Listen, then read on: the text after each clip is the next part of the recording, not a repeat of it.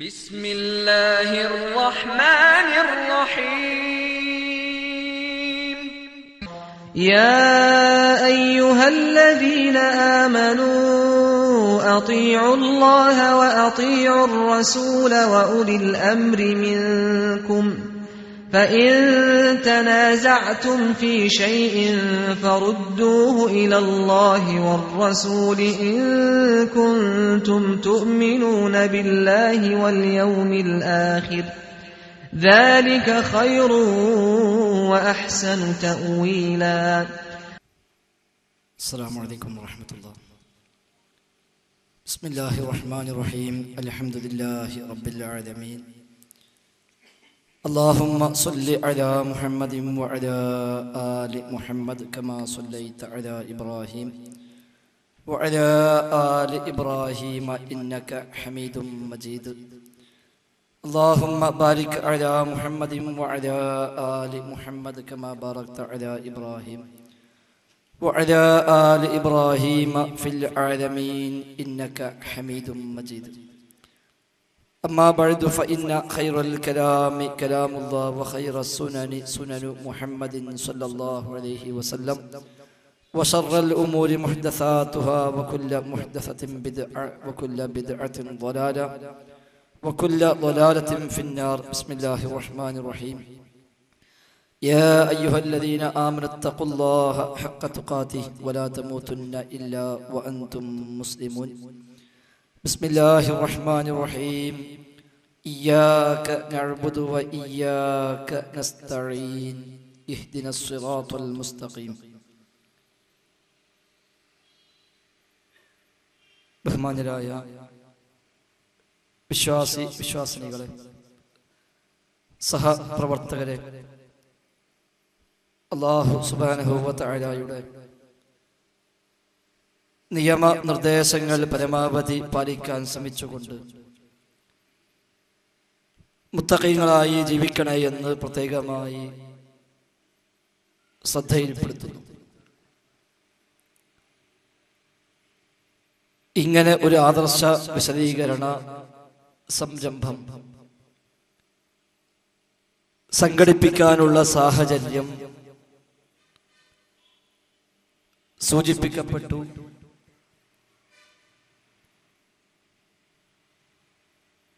റഹ്മാനായ നാഥനോട് മാത്രമേ പ്രാർത്ഥിക്കാവൂ എന്ന്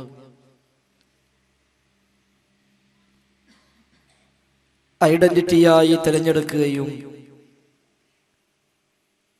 ഏത് എതിർപ്പുകളെയും തരണം ചെയ്തുകൊണ്ട് അത് സമൂഹത്തിൽ പ്രചരിപ്പിക്കാൻ അഹോരാത്രം പരിശ്രമിക്കുകയും ചെയ്യുന്ന ഒരു കൂട്ടായ്മയിലെ അംഗങ്ങളെക്കുറിച്ച്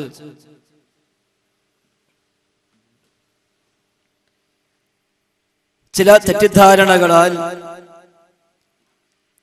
അവരൊക്കെ തൗഹീദിൽ നിന്ന് മാറിപ്പോയോ എന്ന് ചിലരെങ്കിലും വിചാരിക്കുകയും അങ്ങനെ വിശ്വസിപ്പിക്കാൻ ഗൂഢമായ ചില ശ്രമങ്ങൾ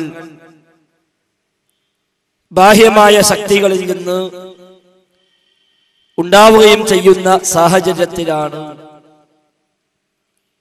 അത്തരമൊരു ആശങ്കക്കും വക ഇല്ല എന്ന് വ്യക്തമാക്കാനായി ഇതുപോലൊരു പ്രോഗ്രാം നാം സംഘടിപ്പിച്ചത്. ഇന്നലെ വരെ സജീവമായി തൗഹീദിന് വേണ്ടി ഇറങ്ങിത്തിരിച്ച തങ്ങളുടെ മക്കളും MSM-ലെയും ISM-ലെയും ഒക്കെ പ്രവർത്തകരായ ചുറുചുറുക്കുള്ള ചെറുപ്പക്കാരും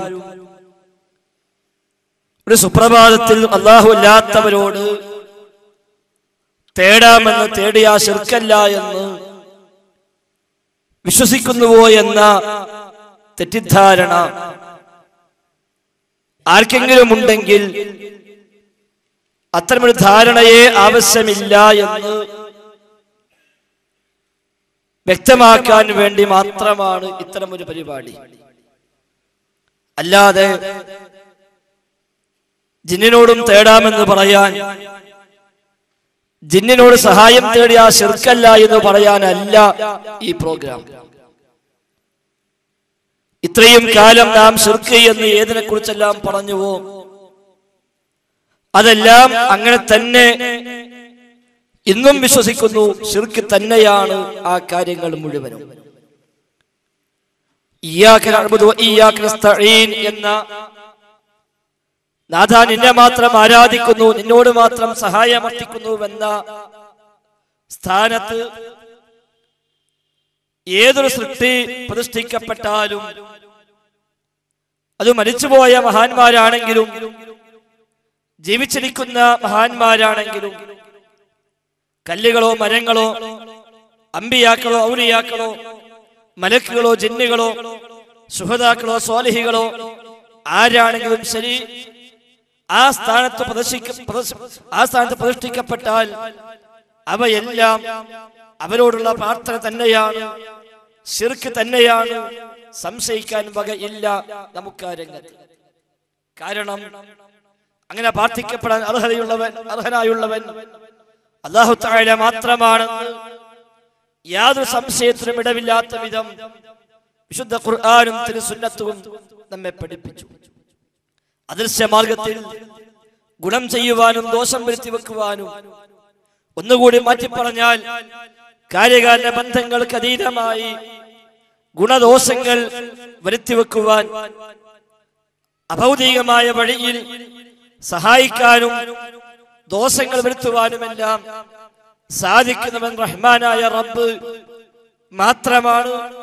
ആ റബ്ബല്ലാത്ത ഒരു സൃഷ്ടിക്കും തന്നെ അത്തരമൊരു കഴിവേ ഇല്ല, അത്തരമൊരു സാധ്യതയെ ഇല്ല.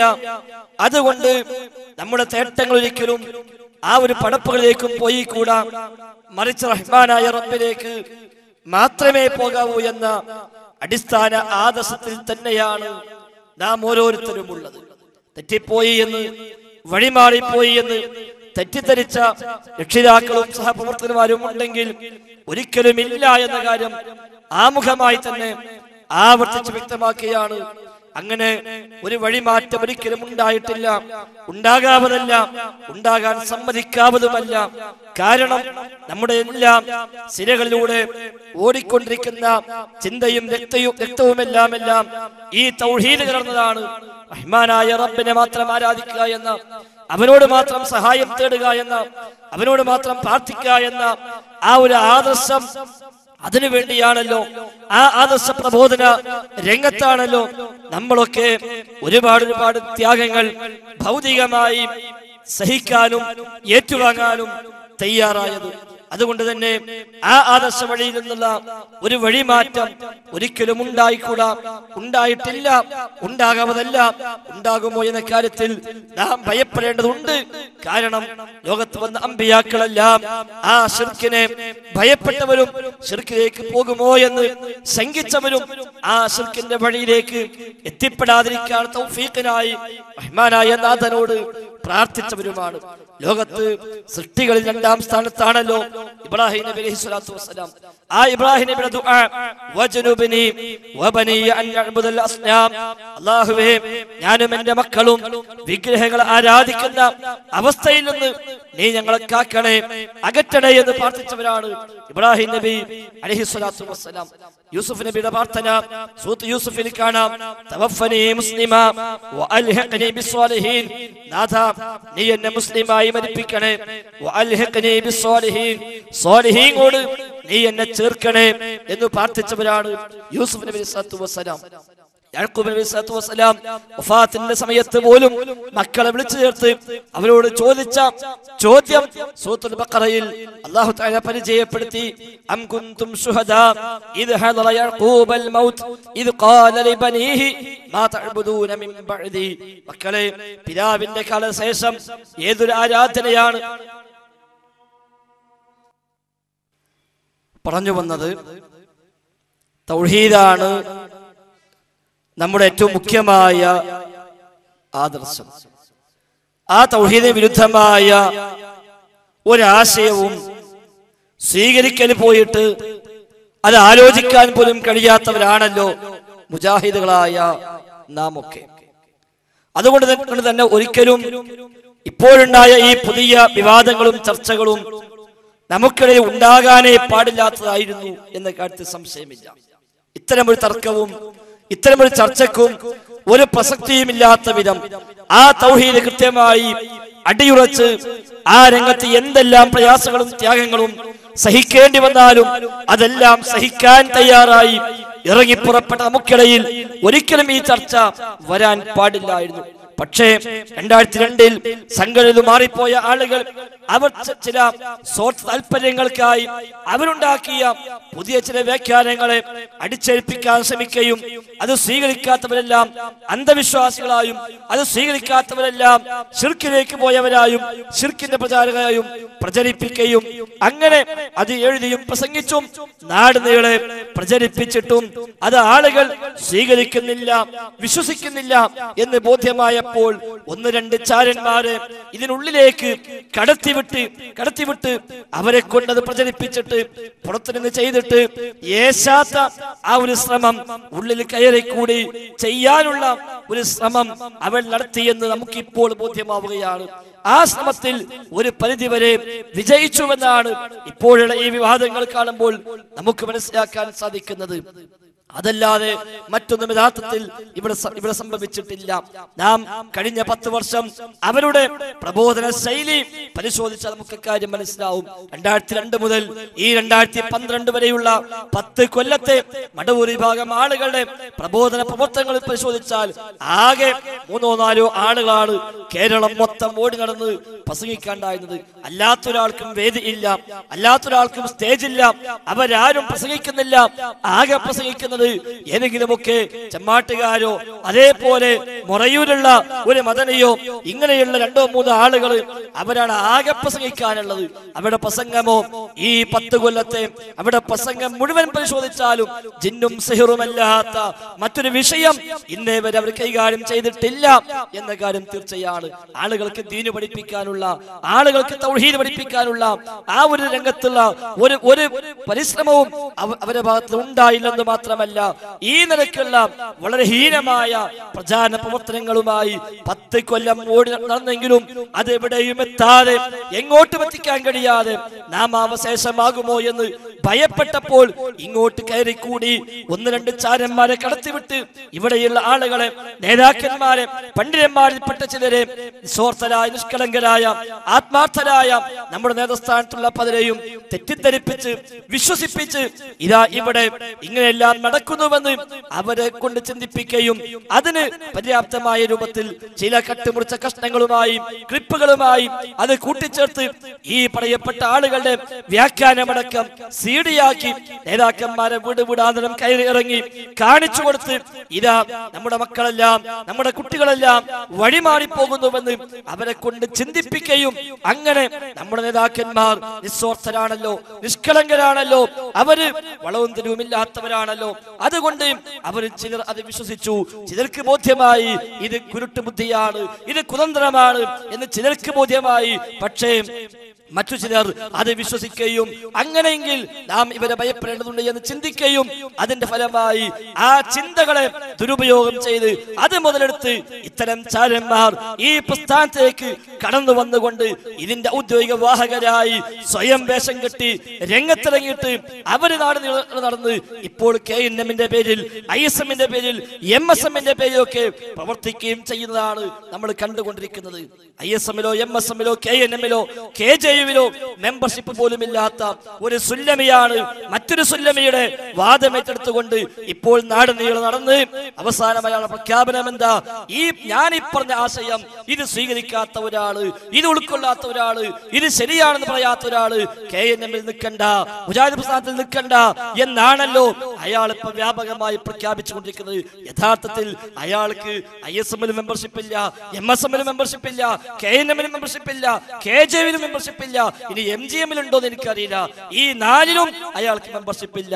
ആ മനുഷ്യനാണ് നാട് നീളെ ഇറങ്ങി എല്ലാ വേദിയിലും കയറിയിട്ട് ഇപ്പൊ പറയാ 2-3 മണിക്കൂർ പ്രസംഗിക്കും. എന്നിട്ട് പറയാ ഇത് സ്വീകരിക്കാത്തവരാരോ ഓല് നിൽക്കണ്ട, ഓല് പോയിക്കോളീന. ആരായി പറയുന്നത്? എവിടെയും ഒരു ഘടകത്തിലും മെമ്പർഷിപ്പ് ഇല്ലാത്ത ഇന്നേവരെ നമുക്കാർക്കെങ്കിലും പരിചയമുണ്ടോ? നമ്മുടെ നാടുകളിൽ തൗഹീദ് പറയാൻ അത്തരം പേരുള്ള ഒരു സുല്ലമി വന്ന് പ്രസംഗിച്ചത് നമുക്കാർക്കെങ്കിലും പരിചയമുണ്ടോ? നമ്മുടെ ഈ പരിസര പ്രദേശങ്ങളിൽ എത്ര തൗഹീദ് പ്രഭാഷണങ്ങൾ നടന്നു? നമ്മുടെ പരിസര പ്രദേശങ്ങളിൽ എത്ര ഖണ്ഡന പ്രസംഗങ്ങൾ നടന്നു? നമ്മുടെ ഈ പ്രദേശങ്ങളിൽ എത്ര വിശദീകരണ യോഗങ്ങൾ നടന്നു? ഖുറാഫികൾ ഓരോ ഖുറാഫാത്തുമായി വരുമ്പോഴും അതിന് അതേ സമയത്ത് അക്കമിട്ട് മറുപടി നൽകിക്കൊണ്ട് നമ്മുടെ പരിസര പ്രദേശങ്ങളിൽ ഈ 2-3 കൊല്ലം കൊണ്ട് എത്ര പ്രോഗ്രാമുകളാണ് നാം സംഘടിപ്പിച്ചത്. ഒരു മുടിയുമായി ഒരു മുസ്ലിയാർ വന്ന് സമുദായത്തെ വഞ്ചിക്കാൻ ശ്രമിച്ചപ്പോൾ അതിശക്തമായി അയാളുടെ ആ മുടിയൻ പ്രവർത്തനങ്ങൾക്കെതിരെ അതിശക്തമായി ഇറങ്ങിയ ആ ഒരു കൂട്ടായ്മയിൽ പോലും, ആ ഒരു ദഅവത്തിന്റെ മുന്നേറ്റത്തിൽ പോലും നാസർ സുല്ലമി എന്ന ഒരു പേര് നമ്മളാരും കേട്ടിട്ടില്ല. മറിച്ച് മടവൂരുകളെ പിന്നാലെ നടന്ന് മുജാഹിദ് പ്രസ്ഥാനത്തിനെതിരെ ശിർക്ക് ആരോപിച്ച് നമ്മളെല്ലാം ശിർക്കിലാണ് എന്ന് വിശ്വസിച്ച് അത് പ്രചരിപ്പിച്ച് നടന്ന ഒരു പേരായിട്ടായിരുന്നു നമുക്കത് പരിചയമുണ്ടായിരുന്നത്. 2-3 കൊല്ലങ്ങൾക്ക് മുമ്പ് വരെ 2010 ആദ്യ ഭാഗം വരെ അയാൾ മടവൂരി വിഭാഗത്തിലാണ് ഉണ്ടായിരുന്നത്. അന്ന് അയാൾ പ്രസംഗിച്ചത് എന്താ? നമ്മളെല്ലാം ശിർക്കിലേക്ക് പോയി, നമ്മളെല്ലാം മുസ്ലിക്കായി, നമ്മളെല്ലാം തൗഹീദിനെ വ്യതിചലിച്ചുവെന്ന് മടവൂരിൽ നിൽക്കുമ്പോൾ അയാൾ പറഞ്ഞുകൊണ്ടിരിക്കുന്നു. അവസാനം ആ പറച്ചില് ആരും വിലവെക്കുന്നില്ല എന്ന് മനസ്സിലായപ്പോ 2009 അവസാനത്തിലാണ് എന്നതിന്റെ ഓർമ്മ അദ്ദേഹം ഇങ്ങോട്ട് കടന്നു വന്നുവെന്ന് പ്രഖ്യാപിക്കുകയാണ്. അങ്ങനെ ഇവിടെ വേദികളിൽ പ്രത്യക്ഷപ്പെട്ടു. എന്നിട്ടും നമ്മുടെ നാടുകളിൽ ഒരു തൗഹീദ് പറയാൻ, ഒരു ബിദ്അത്തിനെതിരെ സംസാരിക്കാൻ, ഒരു ശിർക്കിനെതിരെ സംസാരിക്കാൻ നാം അയാളെ കണ്ടിട്ടില്ല. അവസാനം ഇപ്പൊ ഏതാനും മാസങ്ങൾക്ക് മുമ്പ് റിയാദിൽ നിന്ന് അയാള് ഖുറൂജടിച്ച് തിരിച്ചു പോന്നു. യഥാർത്ഥത്തിൽ അതും വല്ലാത്തൊരു രേഖപ്പെടുത്തപ്പെടേണ്ട ചരിത്രം തന്നെയാണ്. സാധാരണഗതിയിൽ ഏത് നാട്ടിലും ഏത് സ്ഥാപനത്തിലും ജോലി ചെയ്ത മനുഷ്യന്മാര് യാത്ര പറഞ്ഞു പോകുമ്പോഴെങ്കിലും എല്ലാവരും ഒന്ന് പൊരുത്തപ്പെടിച്ച് സന്തോഷത്തോടെ കെട്ടിപ്പിടിച്ചിട്ടാണല്ലോ പറഞ്ഞയക്കാറുള്ളത്. ഇയാൾ യാത്ര പറഞ്ഞ് ഇയാൾക്ക് വേണ്ടി സംഘടിപ്പിച്ച യാത്രാപ്രയോഗത്തിൽ വെച്ച് പോലും അടിയും കിട്ടിയിട്ടാ തിരിച്ചു പോരുന്നത് എന്നതാണ് ഇയാളുടെ പ്രത്യേകത. ഒരു പക്ഷെ ലോകത്ത് തുല്യതയില്ലാത്ത ഒരു ചരിത്രമായിരിക്കാം അത്. യാത്രാപ്രയോഗത്തിൽ വെച്ച് തല്ലിട്ടുക എന്ന് പറഞ്ഞാൽ ലോകത്തെവിടെ നമ്മൾ കേട്ടിട്ടില്ല. എന്തെല്ലാം പോരായ്മണ്ടെങ്കിലും അതൊക്കെ പൊരുത്തപ്പെട്ട് എല്ലാം മാപ്പാക്കി നല്ല നിൽക്കാനുള്ളത് ഒരാൾ പറഞ്ഞയക്കാറുള്ളത്. ഇത് അങ്ങനെ പറഞ്ഞയച്ചല്ല, മറിച്ച് ഈ സൂചിപ്പിച്ച രൂപത്തിലാണ് അയാൾ അവിടുന്ന് വിമാനം കയറുന്നത്. എന്നിട്ട് ഇവിടെ വന്നിട്ട് KNM-ന്റെ വേദിയിൽ പ്രത്യക്ഷപ്പെട്ട് ഞാൻ ആ ഒറിജിനൽ മുജാഹിദ്, എനിക്ക് മാത്രമേ ദീൻ പറഞ്ഞിട്ടുള്ളൂ, വേറൊരാൾക്കും ദീന് പറഞ്ഞിട്ടില്ല എന്ന് പറഞ്ഞ് ഇറങ്ങി പുറപ്പെടുകയാ. നാട് നീളെ ഇപ്പൊ തൗഹീദ് പറയാൻ, ഈ ദീന് പറയാൻ ഇയാൾക്ക് മാത്രമാണത്രേ അവകാശവും അർഹതയുള്ളത്.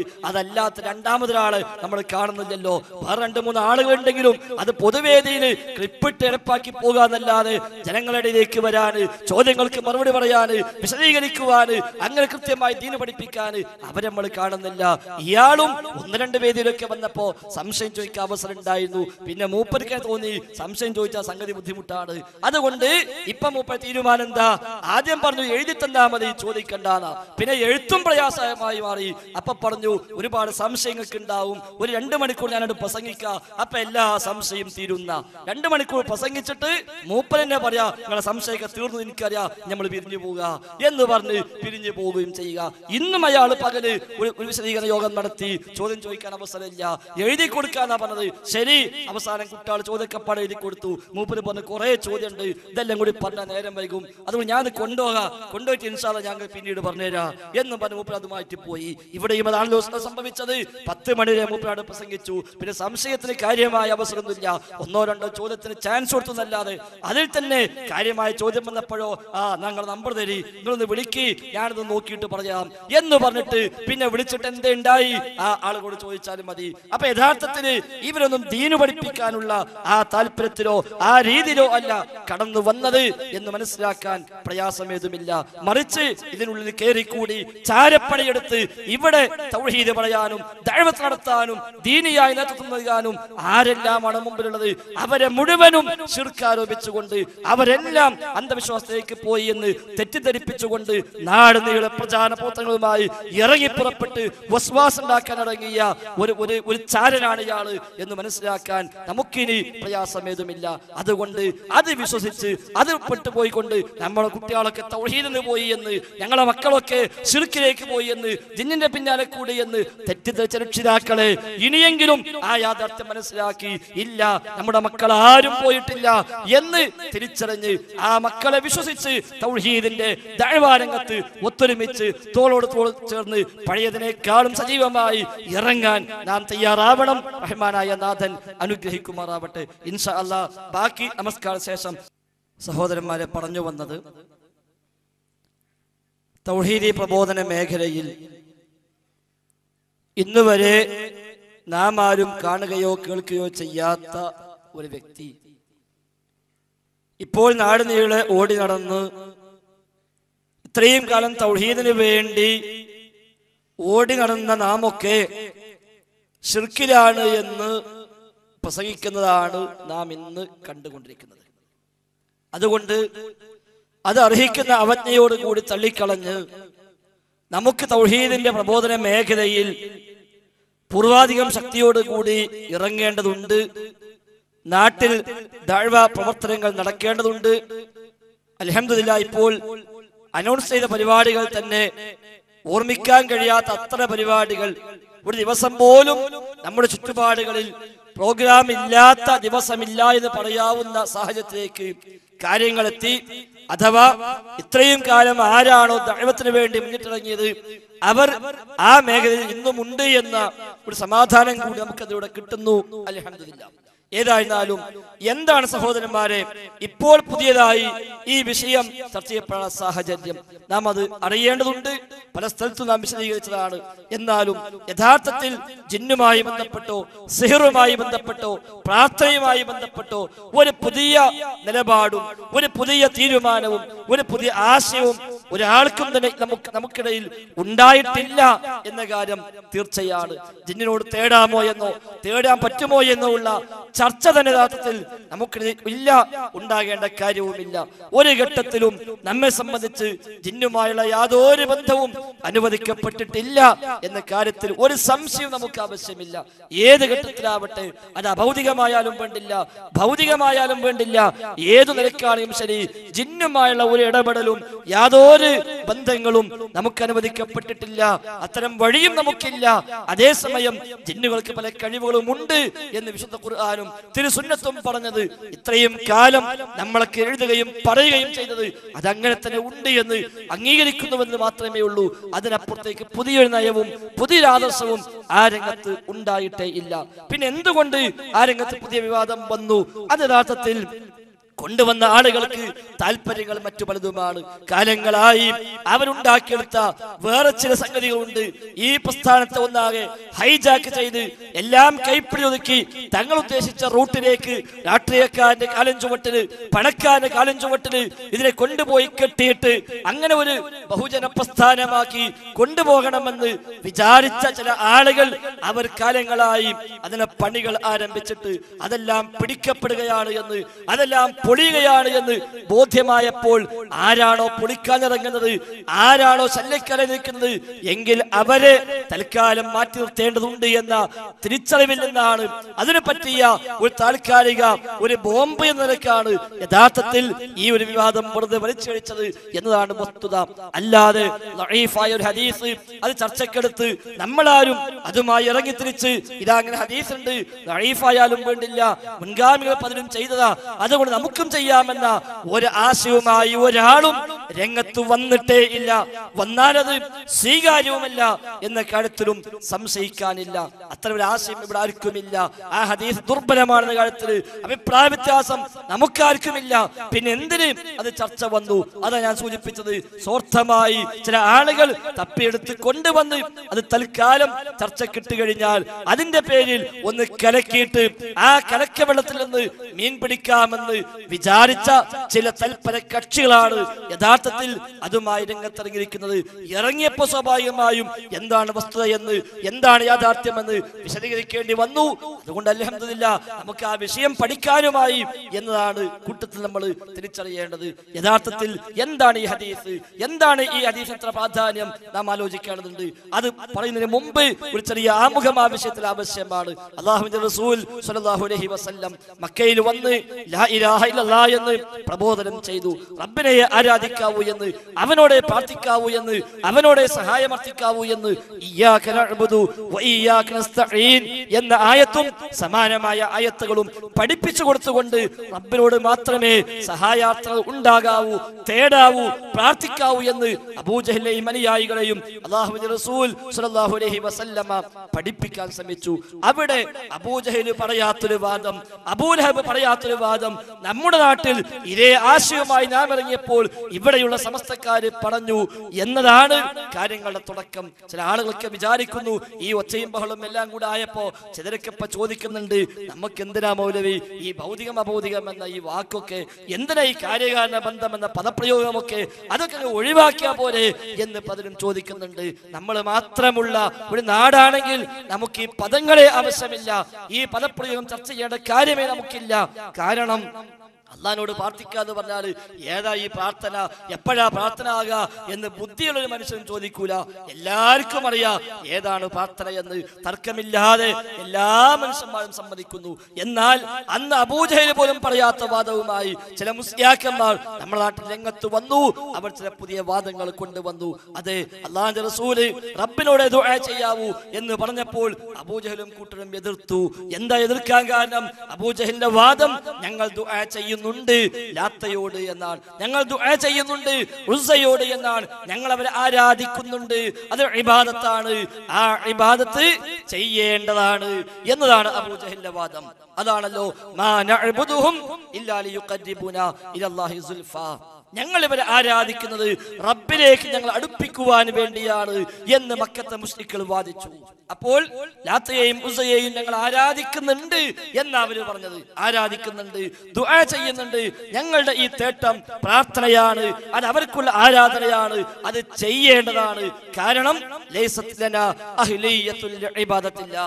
തഫ്സീർ റാസിയിൽ വിശദീകരിക്കപ്പെട്ടു, മക്കയിലെ മുശ്രിക്കുകളുടെ വാദം ഞങ്ങൾക്ക് അല്ലാഹുവിനെ ആരാധിക്കാനുള്ള യോഗ്യതയില്ല, അർഹതയില്ല, അതുകൊണ്ട് അർഹതപ്പെട്ടവരെ ഞങ്ങൾ ആരാധിക്കുന്നു, അവർ റബ്ബിനെ ആരാധിക്കുന്നു എന്നാണ് മക്കത്തെ മുശ്രിക്കിന്റെ വാദം. അതുകൊണ്ട് നിങ്ങളുടെ ആ ന്യായം ശരിയല്ല, ആ ഇബാദത്ത് റബ്ബിലേക്ക് മാത്രം പോകേണ്ടതാണ് എന്നാണ് അല്ലാഹു റസൂലിനെ പഠിപ്പിച്ചത്.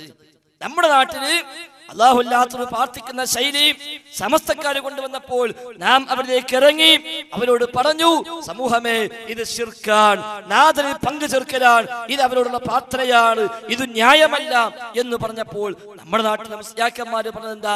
ഞങ്ങൾ പ്രാർത്ഥിക്കുന്നുണ്ട് എന്നല്ല, ഞങ്ങൾ ആരാധിക്കുന്നുണ്ട് എന്നല്ല, മറിച്ച് ഞങ്ങൾ പ്രാർത്ഥിക്കുന്നില്ല, ഞങ്ങൾ ആരാധിക്കുന്നില്ല, ഞങ്ങൾ ചെയ്യുന്നത് പ്രാർത്ഥനയല്ല. മുഹീദ്ദീൻ ശൈഖിനോട്, റിഫായി ശൈഖിനോട് ഞങ്ങളാരും ദുആ ചെയ്യുന്നില്ല, ഞങ്ങൾ ഇസ്തിഗാസ മാത്രമാണ് ചെയ്യുന്നത്, സഹായം തേടുക മാത്രമാണ് ചെയ്യുന്നത്.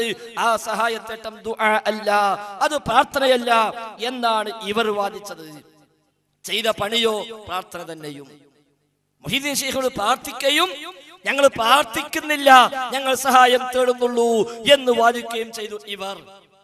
മക്കത്തെ മുശ്രിക്കീങ്ങളോട് അവർക്ക് പഠിപ്പിച്ച തത്വങ്ങളിൽ അവരത് സ്വീകരിച്ച് ഇങ്ങോട്ട് പോന്ന മുഅ്മിനീങ്ങളായി മാറിയെങ്കിൽ, അല്ലാഹുവിന്റെ റസൂൽ മദ്യപിക്കാൻ പാടില്ല എന്ന് പറഞ്ഞപ്പോൾ അവരാരും ഞങ്ങൾ മദ്യപിക്കുന്നില്ല എന്ന് പറഞ്ഞിട്ടില്ല, മദ്യപിക്കുന്നുണ്ട്, അത് പാടില്ല എന്ന് പറഞ്ഞപ്പോൾ ഉൾക്കൊള്ളാൻ കഴിയുന്നവർ ഉൾക്കൊണ്ടു, അവർ വിരമിച്ചു. എന്നാൽ ഒരാളോട് ഇന്നത്തെ കാലത്ത് കള്ളു കുടിക്കാൻ പാടില്ല എന്ന ആയത്തോന്നും അയാൾ പറയാ, ഞാൻ കുടിക്കുന്ന മദ്യമൊന്നുമല്ല എന്ന് പറഞ്ഞിട്ട് അയാൾ കുടിച്ചുകൊണ്ടേയിരിക്കുന്നു, സാധനമോ മദ്യം തന്നെയാണ് താനും. അയാൾ പറയും ഞാൻ മദ്യം കഴിക്കുന്നില്ല എന്ന് പറഞ്ഞാൽ പിന്നെ നമുക്ക് അയാൾ ആയത്തോതന്റെ ബാധ്യതയല്ല. മദ്യപിക്കാൻ പാടില്ല അയാൾ സമ്മതിക്കുന്നു, പക്ഷെ ഞാൻ കഴിക്കുന്ന മദ്യമല്ല എന്ന അയാളുടെ വാദം. അപ്പൊ പിന്നെന്താ നമുക്കുള്ള ബാധ്യത? നീ കഴിക്കുന്നത് മദ്യം തന്നെയാണ് എന്ന് സ്ഥാപിച്ചു കൊടുക്കുകയാണ് പിന്നെ നമുക്കുള്ള പണി. എന്നതുപോലെ ഞങ്ങൾ ദുആ ചെയ്യുന്നില്ല, ആരാധിക്കുന്നില്ല, അതുകൊണ്ട് ആ ആയത്തൊന്നും ഇങ്ങോട്ട് ഓതണ്ട, അതല്ല മക്കത്തെ മുശ്രിക്കുകൾക്ക് ഇറങ്ങിയ ആയത്താണ്, ഞങ്ങൾക്ക് ആ ആയത്ത് ബാധകമല്ല എന്നിവര് പറഞ്ഞപ്പോൾ സ്വാഭാവികമായി നമുക്ക് പറയേണ്ടി വന്നു, നിങ്ങൾ ഈ ചെയ്യുന്ന ഈ സഹായാർത്ഥന തന്നെയാണ് പ്രാർത്ഥന, ഇത് തന്നെയാണ് പ്രാർത്ഥന, ഇത് തന്നെയാണ് ദുആ. അതിനാൽ റബ്ബല്ലാത്തവരിലേക്ക് അത് പോകുമ്പോൾ ശിർക്ക് തന്നെയാണ് എന്ന് നമുക്ക് അവരെ പഠിപ്പിക്കേണ്ടി വന്നു. അവിടെയാണ് നമുക്ക് ഈ പദപ്രയോഗങ്ങൾ ആവശ്യമായി വന്നത്. എപ്പോഴാണ് ഒരു വിളി ദുആ ആവുക, എപ്പോഴാണ് സഹായാവശ്യപ്പെടൽ പ്രാർത്ഥനയായി മാറുക എന്ന ചർച്ച അവിടെയാണ് വന്നത്. നേരെ മറിച്ച് പ്രാർത്ഥന എന്ത് എന്ന് എല്ലാവരും സമ്മതിക്കുന്നിടത്താണെങ്കിലോ ആ ചർച്ചയുടെ ആവശ്യമേ ഉണ്ടായിരുന്നില്ല. എന്നാൽ ഈ മുസ്ലിയാക്കന്മാർക്കും അറിയാം ഞങ്ങൾ ദുആ ആണ് എന്ന്. തൽക്കാലം ന്യായത്തിന് പറയുന്നുവെന്നല്ലാതെ അതുകൊണ്ടാണല്ലോ ഒരു മുസ്ലിയാരോട് ഉസ്താദേ നിങ്ങൾ പ്രാർത്ഥിക്കണം എന്ന് പറഞ്ഞാൽ ഏത് പ്രാർത്ഥനയെ മോനെ നീ ഉദ്ദേശിച്ചത്? അത് ഇബാദത്താകുന്ന ദുആ ആണോ അല്ലാത്ത ദുആ ആണോ? കാരണം പ്രാർത്ഥനയ്ക്ക് പല അർത്ഥമുണ്ട്. യാചിക്കാൻ അർത്ഥമുണ്ട്, ചോദിക്കാൻ അർത്ഥമുണ്ട് എന്ന് അയാൾ ന്യായം പറയാറില്ല. ഒന്ന് ദോരിക്കണം എന്ന് പറഞ്ഞാൽ ഉസ്താദിന് മനസ്സിലായി എന്താവാൻ പറഞ്ഞത്. ഉസ്താദെ അള്ളാഹുടെ ദോൽക്കാൻ പാടുള്ളൂ നമ്മളോ മൂപ്പയ്ക്ക് ദുആ എന്തായാലും മനസ്സിലാവില്ല, എത്ര പറഞ്ഞാലും മനസ്സിലാവില്ല. അത് ദുആ അല്ല, അത് ചോദ്യമാണ്, അത് യാചനയാണ്, അത് തേട്ടമാണ്, അത് അർത്ഥനയാണ്. അലിമി സഖാഫിയെ പോലെ സഖാഫിമാരൊക്കെ ശബ്ദധാരാവലിയുമായിട്ടാണ് വരിക. ഇതിങ്ങനെ വായിക്കും, കണ്ടോ പ്രാർത്ഥന എന്ന് പറഞ്ഞാൽ യാചിക്കുക, അർത്ഥിക്കുക, ആവശ്യപ്പെടുക, ക്ഷണിക്കുക, വിളിക്കുക, ദൈവത്തോട് തേടുക, ഇതൊക്കെയാണ് അർത്ഥം. അതുകൊണ്ട് പ്രാർത്ഥിച്ചു എന്ന് പൊന്മള ഉസ്താദ് ഇവിടെ എഴുതിയിട്ടുണ്ടെങ്കിൽ അതിന് പല അർത്ഥമുണ്ട്. യാചിക്കാൻ അർത്ഥമുണ്ട്, അതേപോലെ ആവശ്യപ്പെടാൻ അർത്ഥമുണ്ട്, വിളിക്കുക എന്ന അർത്ഥമുണ്ട്. അപ്പോഴാണ് നമ്മളത് ചോദിച്ചത്. പോലീസ് സ്റ്റേഷനിൽ പോയിട്ട് മൈക്ക് പെർമിഷൻ അപേക്ഷിച്ചു എന്നതിന് ഞാൻ പ്രാർത്ഥിച്ചു എന്ന് പറയാറില്ലല്ലോ. കല്യാണത്തിന് വിളിക്കുമ്പോൾ ഞാൻ എന്റെ കല്യാണത്തിന് എല്ലാവരോടും പ്രാർത്ഥിച്ചു എന്ന് പറയാറില്ലല്ലോ. മറിച്ച് എല്ലാവരെയും ക്ഷണിച്ചു എന്നല്ലേ പറയുക. എന്തിനാ മുസ്ലിയാക്കന്മാരെ തട്ടിപ്പ് എന്നാ നമ്മൾ പറഞ്ഞു കൊടുക്കാറുള്ളത്. ആ രംഗത്താണ് നമുക്ക് ഈ പദപ്രയോഗങ്ങൾ ആവശ്യമായി വന്നത്. കാരണം അവർ ചോദിച്ചു അള്ളാഹിനോടെ തേടാവൂ എന്നാണെങ്കിൽ നിങ്ങളുമില്ലേ രോഗം വന്നാൽ ഡോക്ടറെ പോയി കാണുന്നു, നിങ്ങളുമില്ലേ സാമ്പത്തിക പ്രയാസം വന്നാൽ സമ്പന്നരെ സമീപിക്കുന്നു, എങ്കിൽ അതും എതിരല്ലേ, അതും ശിർക്കാവണ്ടേ? സാധാരണക്കാരോട് സാധാരണക്കാരും ചോദിക്കുന്നത് പോലെ അസാധാരണക്കാരോട് അസാധാരണക്കാരും ചോദിക്കാം എന്ന അവരെ വകയൊരു വ്യാഖ്യാനവും. അപ്പോൾ നമ്മൾ പറഞ്ഞു ഈ ചോദ്യമല്ല നിങ്ങൾ ചോദിക്കുന്ന ചോദ്യം. കാരണം ഈ ചോദ്യം ഭൗതികമായ സംവിധാനത്തിൽ സഹായിക്കാനുള്ള ആവശ്യപ്പെടലാണ്, കാര്യകാരണ ബന്ധത്തിന്റെ അടിസ്ഥാനത്തിലുള്ള ആവശ്യപ്പെടലാണ്. അഥവാ അല്ലാഹു തആല ഈ ദുനിയാവിൽ വെച്ച സംവിധാനമാണ് കാര്യകാരണ ബന്ധം. കാര്യകാരണ ബന്ധം അത് ഈ ദുനിയാവിലെ സിസ്റ്റമാണ്. എല്ലാ സൃഷ്ടികളും കറങ്ങിക്കൊണ്ടിരിക്കുന്നത് ആ ഒരു സിസ്റ്റത്തിലാണ്. മനുഷ്യന്മാര് മാത്രമല്ല, ജിന്നുകൾ മാത്രമല്ല, മലക്കുകൾ മാത്രമല്ല, സൂര്യചന്ദ്രന്മാര് വരെ, ആകാശഭൂമികൾ വരെ ആ വ്യവസ്ഥയിലാണ് കറങ്ങിക്കൊണ്ടിരിക്കുന്നത്. അതുകൊണ്ടല്ലേ നാളെ നേരം വെളുക്കുമ്പോ സൂര്യൻ ഉദിക്കോ ഇല്ലേ എന്ന ആശങ്ക നമുക്കില്ലാത്തത്. അതുകൊണ്ടല്ലേ ഈ കൊല്ലം മുഴുവനുമായ നമസ്കാര സമയം കലണ്ടറാക്കി നമുക്ക് ഇപ്പോഴും അടിക്കാൻ പറ്റിയത്. അല്ലെങ്കിലോ രാത്രി കിടക്കുമ്പോ ബേജാറാ, നാളെ ഇപ്പൊ സൂര്യൻ വരുമോ ഇല്ലേ, വന്നാൽ തന്നെ കിഴക്കന്നെ ആവോ അതോ തെക്കോട്ട് പോകോ എന്നൊരു ആശങ്ക നമുക്ക് ഉണ്ടായിട്ടില്ല. എന്തുകൊണ്ട്? ഇവിടെ ഒരു വ്യവസ്ഥയുണ്ട്, ഒരു സിസ്റ്റം ഉണ്ട്. ആ സിസ്റ്റമാണ് കാര്യകാരണ ബന്ധം. എല്ലാ കാര്യങ്ങൾക്കും അള്ളാഹു നിശ്ചയിച്ചൊരു കാരണമുണ്ട്. ആ കാരണവുമായി ബന്ധപ്പെട്ടുകൊണ്ടാണ് എല്ലാം ഇവിടെ വർത്തിക്കുന്നത്. അതുകൊണ്ടാണ് നമ്മൾ വിശന്നാൽ ഭക്ഷണം കഴിക്കുന്നത്, ദാഹിച്ച വെള്ളം കുടിക്കുന്നത്. അതാണ് ആ കാര്യകാരണ ബന്ധം. വിശപ്പ് മാറാൻ ഭക്ഷണം കഴിക്കണം, ദാഹം ശമിക്കാൻ വെള്ളം കുടിക്കണം, രോഗം വന്നാൽ ചികിത്സിക്കണം, അതേപോലെ വിളവുണ്ടാകണമെങ്കിൽ കൃഷി ഇറക്കണം. ഇതാണ് കാര്യകാരണ ബന്ധം. കൃഷിയൊന്നും ഇറക്കാതെ ഒരുത്തന് പാടത്തിറങ്ങിയിട്ട് എന്നും രാവിലെ പ്രാർത്ഥിക്കുക, പഠിച്ചോനെ എനിക്ക് വിത്തിടാനൊന്നും കഴിയില്ല, വളടാനും കഴിയില്ല, വെള്ളമൊഴിക്കാനും കഴിയില്ല, ഇവർക്കൊന്നും ചെയ്യാനൊന്നും കഴിയില്ല, എന്റെ ഈ പറമ്പിൽ നല്ല നെല്ല് നീ മുളപ്പിച്ചു തരണേ എന്നൊരുത്തൻ തേടിയാലോ പിന്നെ റബ്ബിനെ പരിഹസിക്കുകയാണ് ചെയ്യുന്നത്, അള്ളാഹിനെ കളിയാക്കുക. നേരെ മറിച്ച് പോകാൻ വിത്തിടണം, വളമിടണം, വെള്ളമൊഴിക്കണം, പരിചരിക്കണം, എല്ലാം ചെയ്ത് ശുശ്രൂഷിച്ച് അതിൻ്റെ ഒപ്പം പ്രാർത്ഥിക്കുകയും വേണം. റസൂലുള്ളാഹിന്റെ പള്ളിയിലാണ് കയറി വന്നിട്ട് ഒട്ടകത്തിനെ അഴിച്ചുവിട്ട് കയറിയപ്പോ ചോദിച്ചുവല്ലോ നബി തങ്ങൾ, എന്തേ ഒട്ടകത്തെ കെട്ടാത്തത്? ഞാൻ തവക്കുലാക്കിയതാണ്. എന്താ റസൂൽ പഠിപ്പിച്ചത്?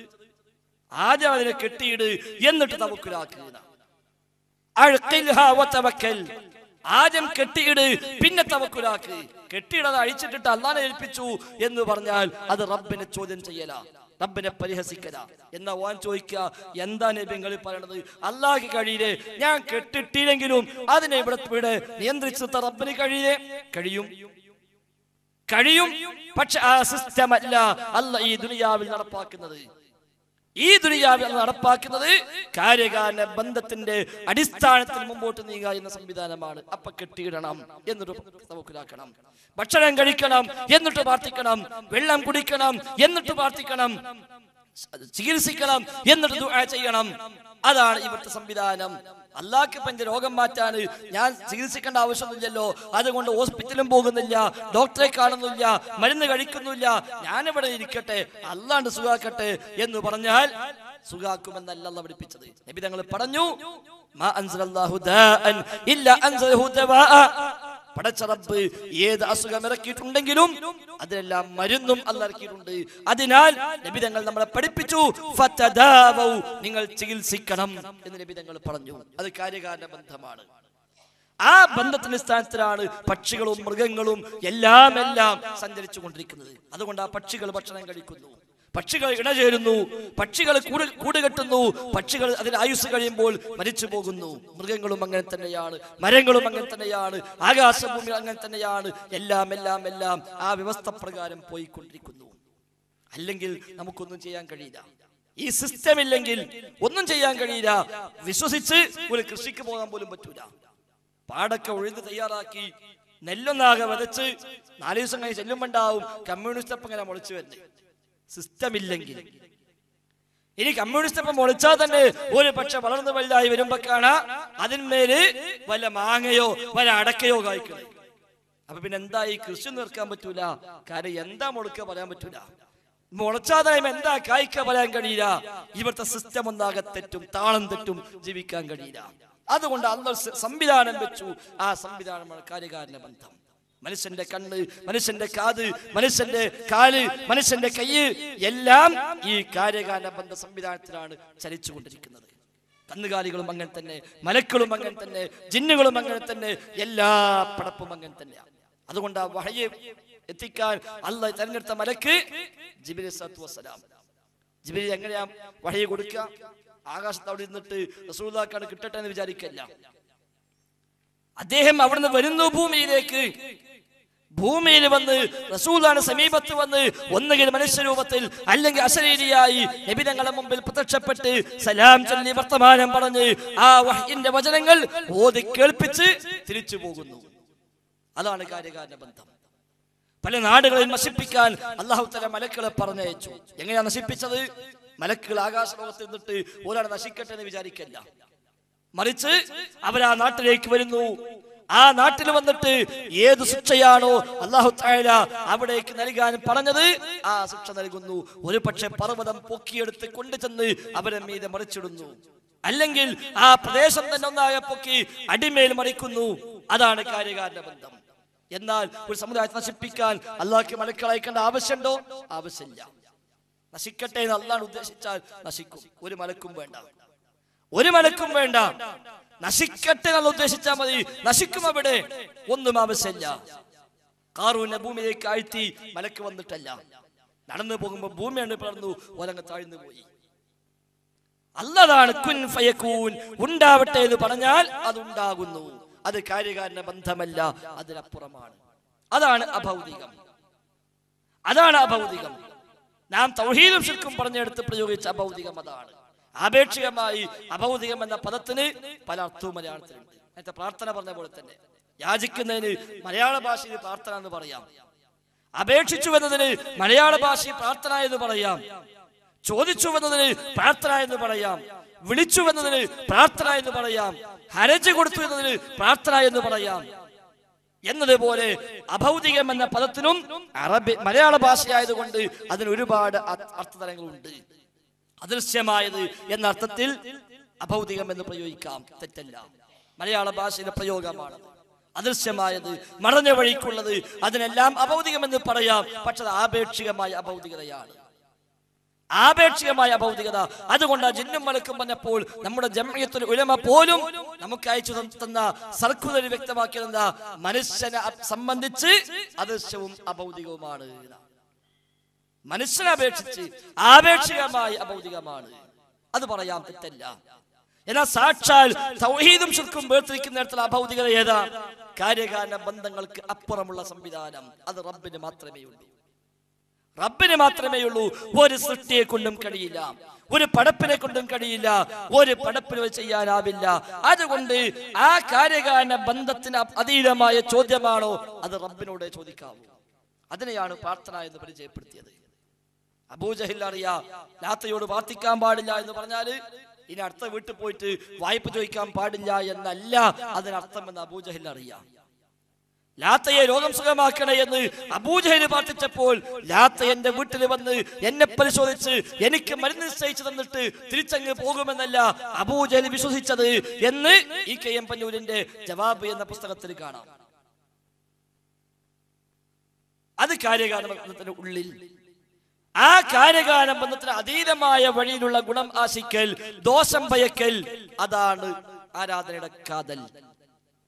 അത്തരമൊരു കഴിവ്, അത്തരമൊരു ശക്തി, അത്തരമൊരു സിദ്ധി ഒരു സൃഷ്ടിക്കുണ്ട് എന്ന് ഒരാൾ വിശ്വസിക്കുന്നിടത്താണ് ആരാധന ആരംഭിക്കുക. മമ്പുറം ജാളത്തിലേക്ക് മനുഷ്യന്മാര് പോകുന്നു. എന്തിനാ അങ്ങോട്ട് പോണത്? മമ്പുറത്ത് തങ്ങളെ കാണാൻ പുതിയേറ്റ് പോവുകയാണോ? അല്ലല്ലോ. പിന്നെയോ മമ്പളം തങ്ങളുമായി സംസാരിക്കാൻ പുതിയേറ്റ് പോവുകയാണോ? അല്ലല്ലോ. പിന്നെയോ മമ്പളത്ത് പോയി എന്റെ പ്രശ്നം പറഞ്ഞാൽ തങ്ങളാ വിളി കേൾക്കുന്നു, തങ്ങളത് അറിയുന്നു, തങ്ങൾ എന്നെ സഹായിക്കുന്നു. എങ്ങനെ?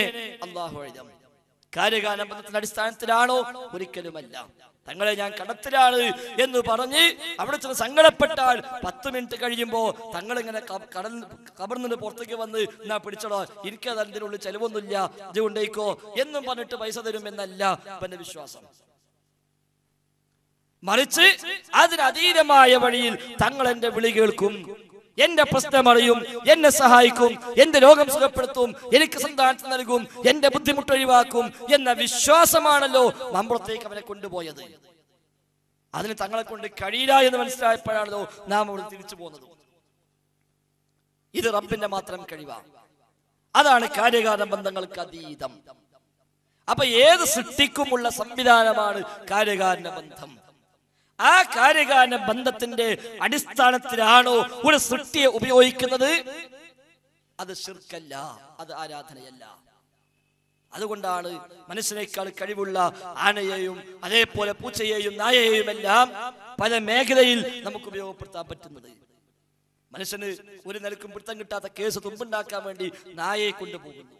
മനുഷ്യന് അതീതമായ കഴിവാണ്, പക്ഷെ നായയുടെ കാര്യകാരണ ബന്ധത്തിനുള്ളിലാണ്. നായക്ക് 1, 2, 3 കിലോമീറ്റർ അപ്പുറത്തുനിന്ന് മണം പിടിക്കാൻ കഴിയുമെന്നാണ് പറയപ്പെടുന്നത്. അല്ലാഹു അഅലം. അതുകൊണ്ട് ഈ നായയെ പിടിച്ചു പോകുമ്പോൾ നമ്മൾ പറയാറില്ല എങ്ങോട്ടാ സാർ നായയുമായി? ഒന്നല്ല, ഞാൻ നായയെ കൊണ്ട് മണം പിടിപ്പിക്കുക, 1 കിലോമീറ്റർ അപ്പുറത്തുള്ള മണം നായക്ക് കിട്ടും. ഇത് ശിർക്കാണ് എന്ന് നമ്മൾ പറയുന്നില്ല. കാരണം എന്താ? ഇത് കാര്യകാരണ ബന്ധത്തിന്റെ അടിസ്ഥാനത്തിലാണ്. എന്നാൽ ലോകത്ത് എവിടെ കള്ളനുണ്ടെങ്കിലും എന്റെ നായക്ക് ആ മണം കിട്ടുന്നതാണെങ്കിലോ കഴിഞ്ഞു, ശിർക്കായി. ആ വിശ്വാസം തന്നെ ശിർക്കായി. നമ്മേക്കാൾ കാഴ്ചശക്തിയുണ്ട് പൂച്ചക്ക്, അത് ഉണ്ടെന്ന് ചോദിച്ചാൽ ഒരു കുഴപ്പമില്ല. നമ്മേക്കാൾ വേഗത്തിൽ സഞ്ചരിക്കുന്ന ധാരാളം ജീവികൾ ലോകത്തുണ്ട്. നമ്മേക്കാൾ ആരോഗ്യവും ഊർജവുമുള്ള ടൺ കണക്കിന് ഭാരം വഹിക്കുന്ന ജീവികൾ ലോകത്തുണ്ട്. അത് വിശ്വസിച്ചാലോ അതിനെ ഉപയോഗപ്പെടുത്തിയാലോ അത് ശിർക്കല്ല. അതിനെ ആരാധിക്കുന്നതോ ശിർക്കായി മാറും. എലിയെ ആരാധിക്കുന്ന മനുഷ്യന്മാർ നാട്ടിലുണ്ടല്ലോ. എങ്ങനെ ഒരു എലിയെ ആരാധിക്കല്? ഒരു എലിയെ എങ്ങനെ ആരാധിക്കാം? എലിയോട് എങ്ങനെ പ്രാർത്ഥിക്കാം? എലിയോടെങ്ങനെയാ പ്രാർത്ഥിക്കുക? അവൻ എലിയോട് പ്രാർത്ഥിക്കുന്നു, എലിയെ പൂജിക്കുന്നു എന്ന് എപ്പോഴാ പറയുക? ആ എലിന്റെ ശക്തി എന്താ? ഒന്ന് ചവിട്ടിയാ ചാവും. പിന്നെ ഇനിയിപ്പോ അതിനെന്താ ഒരു കാര്യകാരണത്തിന് അപ്പുറമുണ്ട് എന്ന് എന്റെ വിശ്വാസം. ആ എലി വരുമ്പോഴേക്ക് കൈകൂപ്പുന്നു. അദൃശ്യമായ വഴിയിൽ, അഭൗതികമായ വഴിയിൽ, കാര്യകാരണ ബന്ധങ്ങൾക്ക് അതീതമായ വഴിയിൽ ഈ എലിക്ക് പലതും ചെയ്യാൻ കഴിയുമെന്ന് അവൻ വിശ്വസിക്കുന്നു. അത് അവന്റെ കേവലം വിശ്വാസം മാത്രം. ആ വിശ്വാസമാണ് ശിർക്ക്. ആ വിശ്വാസമാണ് ശിർക്ക്. ആ എലിയെ ആ ഭക്തൻ പേടിക്കുന്നു. ആ പേടി എലിക്കുള്ള ആരാധനയാണ്, ശിർക്കാണ്. എലിയെ കണ്ടപ്പോ നമ്മളാകെ ബേജാറായി. ഈ ബേജാറോ ശിർക്കല്ല, ശിർക്കല്ല. കാരണം ഈ ബേജാറ് കാര്യകാരണ ബന്ധത്തിന്റെ അടിസ്ഥാനത്തിലുള്ള പേടിയാണ്. അവന്റെ ബേജാറോ കാര്യകാരണ ബന്ധങ്ങളുടെ അടിസ്ഥാനത്തിലുള്ള പേടിയല്ല. എലി തന്നെ കടിക്കുമെന്നോ എലി ഇവിടെ വല്ല ഭക്ഷണപദാർത്ഥത്തിൽ വന്ന് കയറുമെന്നോ ഉള്ള പേടിയല്ല അവന്. അതിനപ്പുറമുള്ളൊരു പേടിയാണ്. അതാണ് കാര്യകാരണ ബന്ധങ്ങൾക്ക് അതീതം. അതുകൊണ്ട് നമ്മുടെ നാട്ടിലെ സമസ്തക്കാര് മമ്പളം തങ്ങളെ രക്ഷിക്കണേ എന്ന് പറയുമ്പോൾ, മുഹീദ്ദീൻ ശൈഖെ കാക്കണേ എന്ന് പറയുമ്പോൾ ഇവരിൽ നിന്ന് പ്രതീക്ഷിക്കുന്ന സഹായം കാര്യകാരണ ബന്ധങ്ങൾക്ക് അതീതമായിട്ടാണ്. അതുകൊണ്ട് അത് ശിർക്കാണ്. ആ ചോദ്യം പ്രാർത്ഥനയാണ്, ആ പേടി ആരാധനയാണ്, ആ സ്നേഹം ആരാധനയാണ്, ആ വിശ്വാസമടക്കം ശിർക്കാണ് എന്ന് നാം അവരെ പഠിപ്പിച്ചു. അപ്പൊ സമസ്തക്കാര് പറഞ്ഞു അത് നിങ്ങൾ കൊണ്ടുവന്ന പുത്തൻവാദമാണ്. റഷീദുലിയാണ് ദുആക്ക് അത്രയൊരു വ്യാഖ്യാനം നൽകിയത്. ഇബ്നു തൈമിയ്യാണ് അങ്ങനത്തെ ഒരു പുതിയ ആശയം ഇവിടെ കണ്ടുപിടിച്ചത്, അല്ലാതെ അത് പ്രമാണം പരിചയപ്പെടുത്തിയതല്ല എന്ന് അവര് വാദിച്ചു. കാരണം നമ്മളൊക്കെ ഈ നിർവചനം പറയുമ്പോൾ നമ്മൾ ഒട്ടുമിക്ക പുസ്തകത്തിലും കാണാം സയ്യിദ് റഷീദുലില്ല പറയുന്ന നിർവചനം എന്ന് പറഞ്ഞിട്ടാണ് കൊടുക്കാറുള്ളത്. അതിനടക്കം കണ്ണൂർ അബ്ദുൽ ഖാദിർ മൗലവി അടക്കം ആ ഒരു വിശദീകരണമാണ്, ആ വ്യാഖ്യാനമാണ് കൊടുത്തത്. നമുക്ക് കാണാം അവര് ഇത് നിർവചനം കൊടുക്കുമ്പോൾ അവര് പറയുന്നു ആ നിർവചനം എന്താണ്, റഷീദുലിയുടെ നിർവചനം എന്ന് പറഞ്ഞ കൊടുക്കുകയാണ്. അപ്പൊ സുന്നികൾ പറയും ഇത് റഷീദുലില്ല കൊണ്ടുവന്ന പുത്തൻ നിർവചനമാണ്, ഈ നിർവചന പ്രകാരമാണ് ഞങ്ങൾ ചെയ്യുന്നെല്ലാം ശിർക്കായി മാറിയത്, അതുകൊണ്ട് ആ നിർവചനം ഒഴിവാക്കണം. അതല്ല തൗഹീദിന്റെയും ശിർക്കിന്റെയും നിർവചനം, അതല്ല ആരാധനയുടെ നിർവചനം എന്ന് അവര് വാദിക്കുകയും പകരം അവര് പറഞ്ഞു സ്വയം കഴിവുണ്ട് എന്ന്, ഇലാഹാണ് എന്ന്, സ്വമതാണ് എന്ന് സങ്കല്പിച്ചുകൊണ്ടുള്ള ചോദ്യമേ ശിർക്കാവൂ, അല്ലാത്തൊന്നും ദുആ അല്ല, അല്ലാത്തൊന്നും ശിർക്കല്ല. അതുകൊണ്ട് നമ്മുടെ നാട്ടിലെ സമസ്തക്കാര് നബിയോട് ദോഷം പൊറുക്കാൻ വേണ്ടി തേടുന്നു. ഓൽക്കൊരു ബേജാറില്ല ആ വിഷയത്തില്. നമ്മളെ ആയത്ത് എങ്ങനെ ഓതും ഓന് പേടില്ല. എന്താ കാരണം? ആ ആയത്ത് ഞങ്ങൾക്ക് ബാധകല്ല. നബി നബിയാണെന്ന് വിശ്വസിക്കുന്ന കാലത്തോളം റസൂലേ പാപം പൊറുക്കണേ എന്ന് തേടിയാൽ അത് ശിർക്കല്ല, ദുആ അല്ല എന്നവര് പറയുന്നു.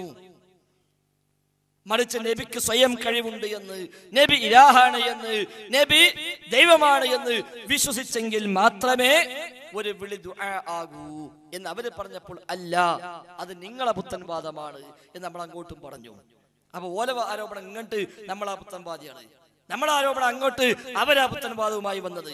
ഏതാ വാദം? നമ്മുടെ വാദം അഭൗതികമായി സഹായിക്കാനും ദോഷം വരുത്താനും റബ്ബിനെ കഴിയൂ, അല്ലാത്തവർ കഴിയുമെന്ന് വിശ്വസിച്ച ശിർക്ക്, ആ അടിസ്ഥാനത്തിൽ ചോദിച്ചാൽ ദുആ. അവരെ വാദോ അത് നിങ്ങളെ വക ഉണ്ടാക്കിയതാണ്, മറിച്ച് സ്വയം കഴിവുണ്ട് എന്ന വിശ്വാസമാണ് ശിർക്ക്, ആ അടിസ്ഥാനത്തിലെ ചോദ്യമാണ് പ്രാർത്ഥന. അപ്പൊ ഇനി ഏതാ ഒറിജിനൽ എന്ന് കണ്ടുപിടിക്കണം. അവര് പറഞ്ഞു നിങ്ങൾ പറയുന്ന രൂപത്തിലാണെങ്കിൽ അത്തരം അഭൗതികമായ ചോദ്യവും തേട്ടവുമെല്ലാം ഖുർആൻ നമ്മോട് ചെയ്യാൻ പറഞ്ഞതാണ്, ഹദീസ് നമ്മളെ പഠിപ്പിച്ചതാണ്, സ്വഹാബത്ത് നമ്മളെ മാതൃകയായി കാണിച്ചതാണ്, താബികളും ചെയ്തതാണ്. ഇബ്നു തൈമിയ്യ മാത്രമാണ് ഇത് പാടില്ലെന്ന് ലോകത്താദ്യമായി പറഞ്ഞത്. നമ്മൾ തിരിച്ചും പറയും അല്ല, ഖുർആൻ അങ്ങനെ പഠിപ്പിച്ചിട്ടില്ല, ഹദീസിൽ അങ്ങനെ ഇല്ല, സ്വഹാബത്ത് ചെയ്തിട്ടില്ല, ഇമാമിങ്ങൾ ചെയ്തിട്ടില്ല, ലോകത്താരും ചെയ്തിട്ടില്ല. ആദ്യമായി ചെയ്തത് സുബ്കി എന്ന് പറയുന്ന ഇബ്നു തൈമിയ്യയുടെ കാലക്കാരനായ 1-ാം നമ്പർ ഖുറാഫിയായ പണ്ഡിതനാണ്. അയാളാ ഈ ഒരു പുതിയ സാധനം കൊണ്ടുവന്നത്. ദുആയെ ഇസ്തിഗാസയാക്കി ദുർവ്യാഖ്യാനിച്ചിട്ട് ഇസ്തിഗാസക്ക് കുഴപ്പമില്ല എന്ന് പറഞ്ഞ് എന്ന് പറഞ്ഞുകൊണ്ട് അയാൾ വാദിച്ചു. തവസ്സുലും തശഫ്ഫും ഇസ്തിഗാസയും എല്ലാം പറ്റും എന്ന് പറഞ്ഞ് സുബ്കിയാണ് ലോകത്താദ്യമായി ഒരു പുത്തൻ വാദവുമായി വന്നത്. അപ്പൊ സമസ്തക്കാര് പറഞ്ഞു ശരി, സുബ്കിക്ക് മുമ്പ് ഈ സാധനം ഉണ്ട് എന്ന് ഞങ്ങൾ തെളിയിച്ചു തരാം. നമ്മൾ പറഞ്ഞു തെളിയിക്കാൻ കഴിയില്ല. അതിന് അവർ തെളിവ് അന്വേഷിച്ച് നടന്നു. പല ആയത്തും ഓതി,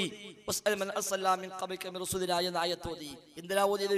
കഴിഞ്ഞു പോയ അമ്പിയാക്കന്മാരോട് ചോദിക്കൂ എന്നല്ലേ അവിടെ പറഞ്ഞത്. ആ ചോദ്യം അഭൗതികമല്ലേ, കാര്യകാരണ ബന്ധങ്ങൾക്ക് അപ്പുറമല്ലേ, അപ്പോൾ ശിർക്ക് ചെയ്യാൻ അല്ല പറഞ്ഞു പോന്ന. നമ്മൾ എന്താ പറയാ? ആയത്തിൽ അറിയാൻ പറ്റും? ഇല്ല, ആയത്തുണ്ട്, പക്ഷേ നിങ്ങൾ പറഞ്ഞ അർത്ഥമല്ല, അഭൗതിക ചോദ്യമല്ല. ഈ ആയത്തിന് ഖുർആൻ തഫ്സീറുകൾ നമ്മൾ എടുത്തു, അവിടെ 2-3 വ്യാഖ്യാനങ്ങൾ കാണാം. ഒന്നുകിൽ കഴിഞ്ഞുപോയ അമ്പിയാക്കളോട് ചോദിക്കൂ എന്ന് പറഞ്ഞാൽ കഴിഞ്ഞുപോയ അമ്പിയാക്കളുടെ സമുദായങ്ങൾ ഇവിടെയുണ്ട്, അവരോട് ചോദിക്കൂ എന്നാണ് അർത്ഥം, അപ്പോൾ അഭൗതികമല്ല. അല്ലെങ്കിൽ മിഅ്റാജ് യാത്രയിൽ നബി തങ്ങൾക്ക് മറ്റു അമ്പിയാക്കളെ മുഴുവൻ ഒരുമിച്ച് കൂട്ടിക്കൊടുത്തു അല്ലാഹ്. അവർക്ക് ഇമാമായി നമസ്കരിച്ചു നബി. നിസ്കാരം കഴിഞ്ഞിരിക്കുമ്പോ ജിബ്രീൽ സ്വല്ലല്ലാഹു അലൈഹി വസല്ലം വന്നിട്ട് പറഞ്ഞു, ചോദിക്കൂ പ്രവാചകരെ, കഴിഞ്ഞു പോയ അമ്പിയാക്കളായ എല്ലാവരും ചോദിച്ചു നോക്കൂ, അവരോട് ആരോടെങ്കിലും അല്ലാഹു അല്ലാത്തവരെ ആരാധിക്കാൻ വേണ്ടി പറഞ്ഞിരുന്നോ? നബി തങ്ങൾ പറഞ്ഞു, ഞാൻ ചോദിക്കുന്നില്ല, എനിക്കതിൽ സംശയമില്ല. അപ്പോഴും അഭൗതികമല്ല, എല്ലാവരും മുമ്പിലുണ്ട്, നേരെ കണ്ട് ഇമാമും മഅ്മൂമുമായി നമസ്കരിച്ചതിന് ശേഷമുള്ള ഒരു സംസാരം മാത്രം അത് ഭൗതികമായ സംസാരം തന്നെയാണ്, അഭൗതികമായ വഴിയിൽ അല്ല. അതിനാൽ അത് ദുആ അല്ല, നിങ്ങൾക്ക് തെളിവല്ല. സമാനമായി പല ആയത്തുകളും പല ഹദീസുകൾ കൊണ്ടുവന്നു. ഞാൻ ചുരുക്കിയാണ് ഇൻഷാ അല്ലാഹ്, ബാക്കി നമുക്ക് സംശയ നിവാരണ സമയത്ത് പറയാം. പലതും കൊണ്ടുവന്നു. ആ കൂട്ടത്തിൽ അവർ കൊണ്ടുവന്ന സാധനമാണ് ഈ പറഞ്ഞ ഹദീസ്, യാ ഇബാദല്ലാഹ് എന്ന ഹദീസ്. ആൾക്ക് എന്താ സംഗതി തന്നെ പലർക്കും മനസ്സിലായിട്ടില്ല. എന്തായി സാധനം, എന്തായി ഹദീസ്, ഏതോ ദഈഫ് ഹദീസ് ഇറങ്ങിയിരിക്കുന്നത് എന്നാണ് ആളുകൾ മനസ്സിലാക്കിയത്. യഥാർത്ഥ എന്തായി സംഗതി? ഇമാം തുബറാനിയും ബൈഹഖിയും അതേപോലെ ഇബ്നു സുന്നയും അബൂ യഅലയും ബസ്സാറും ഇബ്നു അബീ ശൈബയും മുദ്രിച്ച ഒരു ദുർബലമായ റിപ്പോർട്ട്, ദഈഫായ റിപ്പോർട്ട്, സ്വഹീഹ് അല്ലാത്ത, നബി തങ്ങൾ പറഞ്ഞുവെന്ന് സ്ഥിരപ്പെട്ടിട്ടില്ലാത്ത ഒരു റിപ്പോർട്ട്. 3 രൂപത്തിൽ അതിന്റെ പദപ്രയോഗങ്ങൾ വന്നു. ഒന്ന്, നബി തങ്ങൾ പറഞ്ഞുവെന്ന റിപ്പോർട്ടിലുള്ളത് പക്ഷെ സ്വഹീഹ് അല്ല. നിങ്ങൾ ആരെങ്കിലും ഒരു ആളില്ലാത്ത പ്രദേശത്തെത്തിപ്പെടുകയും നിങ്ങളുടെ യാത്രാമൃഗം ചാടിപ്പോവുകയും ചെയ്താൽ അള്ളാഹുവിന്റെ അടിമകളെ അതിനെ തടഞ്ഞു വെക്കൂ എന്ന് പറഞ്ഞുകൊള്ളുക. കാരണം ഭൂമിയിൽ ഹാജരായ ചില അടിമകൾ അള്ളാഹുവിനുണ്ട്, അവർ അതിനെ തടഞ്ഞു വെക്കും. അതാണ് ഒരു ഹദീസ്, സ്വഹീഹ് അല്ല. രണ്ടാമതൊന്ന്, നിങ്ങൾ വിജനപ്രദേശത്ത് എത്തിപ്പെടുകയും വഴി തെറ്റുകയോ ഒരാവശ്യം നേരിടുകയോ ചെയ്താൽ കൂട്ടുകാരും അവിടെ ഇല്ലെങ്കിലും അള്ളാന്റെ അടിമകളെ എന്നെ സഹായിക്കൂ എന്ന് പറഞ്ഞുകൊള്ളുക. തീർച്ചയായും നാം കാണാത്ത ചില അടിമകൾ അള്ളാഹുവിനുണ്ട്. ഇതാണ് രണ്ടാമത്തെ പദം. ഈ ഹദീസാണ് ഇവർ തെളിവാക്കിയത്. അവർക്ക് എങ്ങനെ തെളിവായത്? അവരെ